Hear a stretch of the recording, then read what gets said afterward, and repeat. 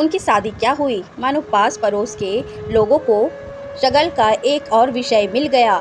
एक ने कहा, देखा, भाभी की डेथ हुए 4 महीने भी नहीं हुए होंगे कि श्रीमान ने ब्याह रचा लिया। किसी ने रिमार्क किया, शादी करने में इनकी जल्दी देख लगता है जैसे जनाब इंतजार कर रहे थे कि पहले वाली कब लुढ़के और ये दूसरी ले आए। एक बुजुर्ग ने मानो अंदर की बात खोलते हुए कहा, अरे भैया, पहले वाली तो इनसे वैसे भी तंग आ चुकी थी। रोज़ देर गए रात घर में लौटना, ना घर द्वारा का ख्याल, ना कोई जिम्मेदारी। वह बेचारी तो घर की चक्की में ही पीसकर खत्म हो गई। एक ने बात बढ़ाई, बस इन्होंने तो बीवी को बच्चा पैदा करने की मशीन समझ रखा था। देखा नहीं, 5 बरस में उसे 3 बच्चे की अम्मा बना दिया। कहता है जब मरी उस समय भी पेट से थी। जितना मुंह उतनी बड़ी बातें। राधा किशन बाबू और मालती के जोड़े पर हर एक का अपन टेढ़ा नजरिया था। कंछेदी भाई कहने लगे, अरे जिसे राधा किशन ब्याह कर लाए हैं वह कौन सी सती सावधी है? ससुरी हमारे ही गांव की तो है। उसके लक्षण भला कौन नहीं जानता। अच्छा हुआ जो भाग्य से राधा किशन की तरह दूसरी बार घोड़ी चढ़ने वाला दूल्हा इसे मिल गया। राम जीवन बोले, भैया आपको तो खतरा ही लगता है। अब तुम ही सोचो, पहले से राधा किशन के 3 बच्चे हैं। अगर यही रफ्तार उन्होंने जारी रखी तो प्यारे भाई बुढ़ापे के पहले ही इनकी कमर ढेरी हो जाएगी। मक्खनलाल ने अपनी आशंका प्रकट की। कहने लगे, हमें तो डर लगता है कि इस सतेली महतारी की इन मासूम बच्चे के साथ किस तरह पटरी बैठेगी। लोगों की इन टेढ़ी मेरी बातों का राधा किशन और मालती पर कितना असर होता था यह आंकना तो कठिन था, किंतु यह निश्चित तौर पर कहा जा सकता है कि इन दोनों राधा किशन में काफ़ी बदलाव आ गया था। अब वह दफ्तर से सीधे घर आ जाया करता था। पहले की तरह उसने बात बात पर बच्चों को चिढ़काना बंद कर दिया था, बल्कि इसके उल्टे दफ्तर से लौटते वक्त शाम को वह उनके लिए कुछ न कुछ खाने पीने की चीज़ साथ ले आ जाता। बच्चे के लिए हर शाम कुछ न कुछ लाने का कार्यक्रम जब लंबी अवधि पकड़ने लगा तो मालती से ना रहा गया। एक दिन उसने कह ही दिया, मैं तो कहूँ बाजार से यह सब रोज़ लाने की बजाय तुम मुझसे बात दिया करो कि क्या खाना है, मैं खुद बना दिया करूँगी।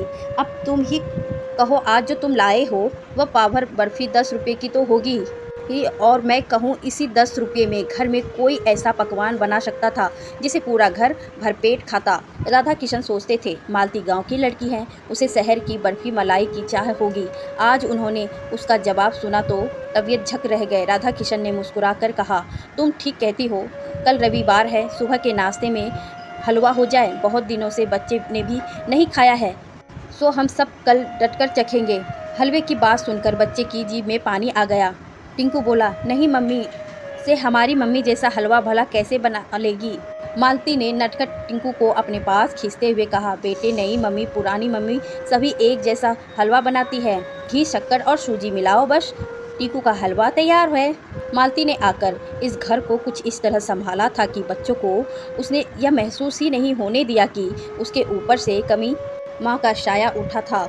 मालती माँ की पूरी ममता उन पर उड़ेल देती। बच्चे की देखभाल, घर का सारा कामकाज और उसके राधा किशन की ज़रूरतों का ध्यान रखते हुए वह सीमित आमदनी में गृहस्थी चला रही थी। उसने घर को कुछ इस तरह संभाला था कि ऐसा लगता ही ना था कि इस घर में साल भर पहले कोई तूफान गुजरा था। इन सब के बावजूद भी पास पड़ोस के लोगों की नज़र में वह माँ नहीं थी, वह सौतेली माँ थी। दबी जुबान से स्त्रियां कहा करती, यह सब तो 4 दिन की चांदनी है, अभी सौत के बच्चे को बेटा बेटा करती हैं, खुद का एकाध पैदा हो जाने दो, फिर देखना यह माया ममता दूर हो जाएगी, तुम देखना इन्हें पूछेगी भी नहीं। मालती इन बातों को सुनकर टाल देती। आखिर किस किस का मुंह बंद करती, और फिर समय इसी तरह कटता रहा। दिन से हफ्ते, हफ्ते से महीने और महीने से बढ़ते बढ़ते साल पर उतर गए। मालती की दिनचर्या बिना किसी बदलाव के वैसे ही चलती रही थी। बस एक ही बात जो अब लोगों को खटकती थी वह यह था कि इन 10 वर्षों के बाद भी उसकी गोद हरी नहीं हो पाई थी। जब वह आए थी तभी लोगों के ताने बाने थे। जब वह राधा किशन और बच्चों के साथ गृहस्थी में घुल मिल गई तो सुनने को मिला कि इसका व्यवहार एक दिखावा है। जब इसके बच्चे होंगे तब यह इन बच्चों की दुर्दशा कर देगी, और अब जब उसके बच्चे नहीं हुए तो भी लोगों ने उसे नहीं बख्शा। उस दिन चमेली मौसी कहने लगी कि राधा किशन के भाग्य में यह करमजनी बांझ ही लिखी थी। बात तो उन्होंने बड़ी दबी जुबान में कही थी, पर वो मालती के कान तक पहुंच गई। उसने सुना तो न जाने कैसे आंखों के कोर से दो बड़ी बूंदें टपक गई। किसी औरत की गाली आंखों में छलक आए इबारत को पढ़ना कोई सहज बात नहीं है। जिस विकसित मातृत्व की छाव में 3-3 बच्चे पल रहे हो, उसी को बांझ कहना कितना उचित होगा। क्या बांझ की परिभाषा किसी स्त्री द्वारा प्रसव वेदना सहकर संतान उत्पत्ति करने पर भर से जुड़ी है? मालती जिसने अपने मातृ को इन बच्चों के साथ पूरे तौर पर जोड़ लिया है, उसे बांझ कहना कहीं मातृ का अपमान तो नहीं हो जाएगा? पर कतरनी सी जुबान चलाने वाली चमेली मौसी जैसी स्त्रियां के पास इतना सब सोचने का समय कहाँ है? फिर एक बात तो और भी है, बांझ तो उसे कहा जाता है जिसमें प्रजनन क्षमता ही ना हो। जहाँ तक मालती का प्रश्न है, उसने तो सोच समझकर बांझपन और रखा था। उसे लगा था कि इन बच्चों की परवरिश में कोई कमी ना रहे। वो बच्चे जिनकी माँ बनने का दायित्व इस घर की दहलीज में कदम रखते ही उसे मिला था, कोई यह ना कह सके कि खुद के बच्चे हो जाने के बाद मालती ने सौत के उन बच्चे को तिरस्कार करना शुरू कर दिया जिन पर वह कभी जान छिड़कता करती थी। उसी उपहापों में एक दिन उसने मन निश्चित कर लिया कि अपनी कोई संतान नहीं होने देगी। पिछली बार जब वह अपनी माँ को देखने मायके गई तो वहाँ कुछ ज़्यादा ही रुक गई। उस बार लौटने पर राधा किशन मालती पर बहुत बिगड़े थे। कहने लगे, तुम्हें मायके पहुंचकर यहाँ का ख्याल ही नहीं रहता। तुम इन बच्चों को भी भूल जाती हो।